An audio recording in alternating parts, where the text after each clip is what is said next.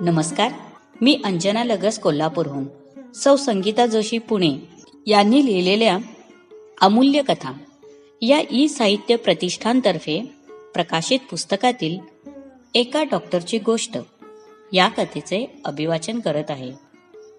महाराष्ट्रात कोकणातील महाड या शहरापासून 10 ते 20 किलोमीटरवर बिरवाडी नावाची एक छोटीशी वस्ती आहे. लोकसंख्या 5 ते 6 हजार असेल.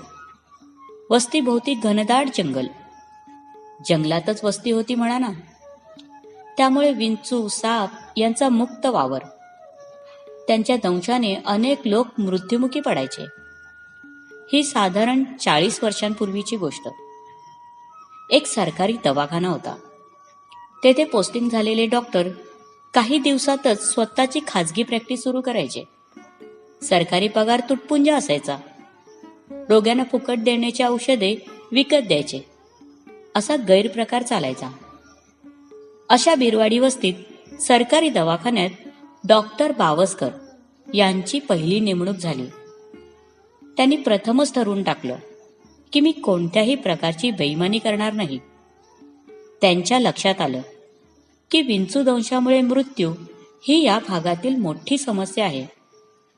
सर्पदंशामुळे मृत्यू एक वेळ आपण ऐकले असेल, पण विंचू दंशामुळे MBBSच्या अभ्यासक्रमातही तसं कधी वाचण्यात आलं नव्हतं.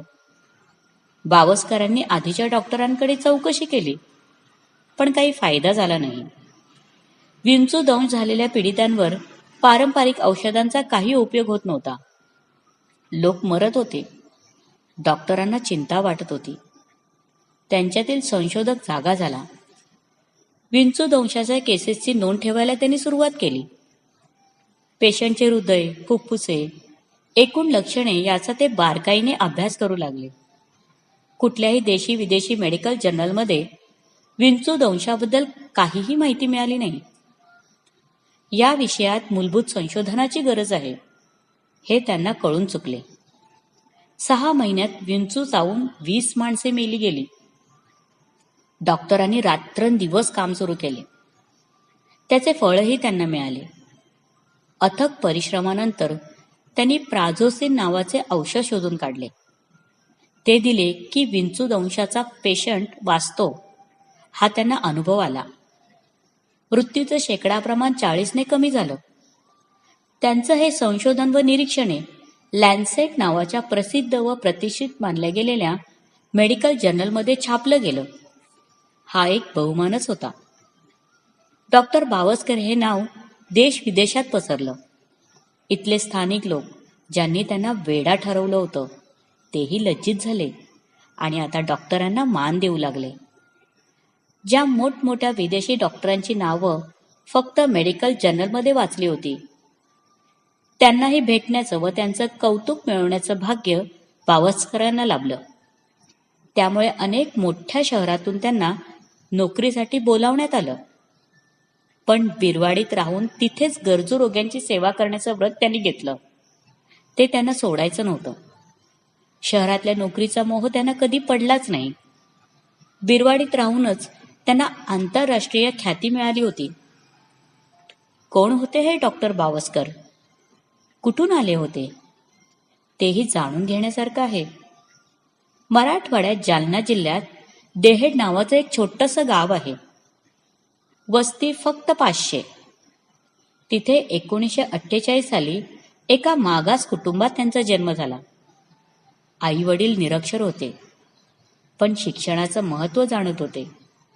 ते गरीब होते, पण आपल्या दोन्ही मुलांना खूप शिकवायचं हा त्यांचा निश्चय होता.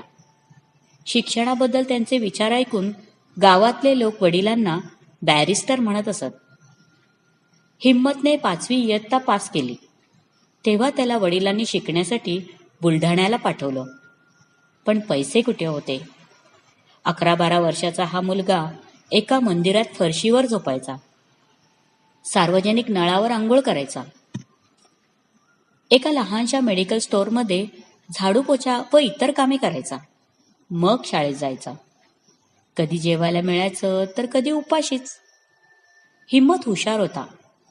नेहमी पहिलाच नंबर काढायचा. मग तो मॅट्रिक झाला.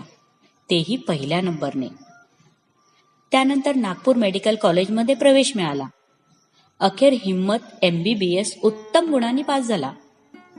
याच सुमारास मोठा भाऊ भगवान हेही शेतीविषयक डिग्री घेऊन ॲग्रिकल्चर ऑफिसर झाले होते. दोन्ही मुलांना उच्च शिक्षित करण्याचं आईवडिलांचं स्वप्न पूर्ण झालं होतं. डॉक्टर हिम्मतराव बावस्करांनी पहिली नोकरी बिरवाडीत मिळवली. ते यशाच्या पायऱ्या चढत गेले.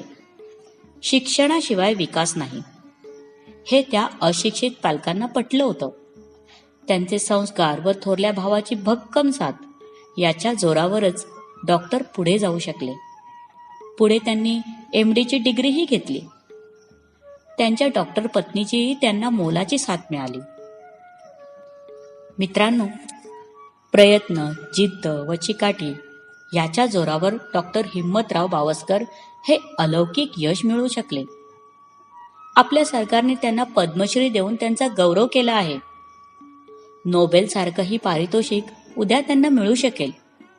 एवढं त्यांचं काम मोठं आहे. लक्षात ठेवा, गुण, हुशारी ही काही फक्त उच्चवर्णीयांची मक्तेदारी नाही. जातपात, श्रीमंत गरीब अशा भेदांपासून आपण दूर राहिले पाहिजे. डॉक्टर बावस्कर आजही महाडमध्ये राहून रुग्णांची सेवा करत आहेत. बॅरिस्टरचं कार्ट या नावाचं त्यांचं आत्मचरित्र जरूर वाचा.